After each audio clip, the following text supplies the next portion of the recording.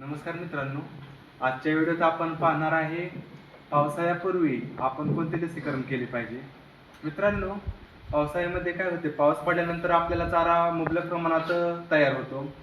पण पाऊस पडण्याच्या आधी आपला चारा वेगळा असतो. सुका चारा आपण उन्हाळ्यामध्ये जास्त प्रमाणात वापरतो आणि पाऊस पडल्यानंतर अचानक आपल्या आजूबाजूला हिरवं गवत असेल, इतर चारा आपल्याला जास्त प्रमाणात उपलब्ध होतो.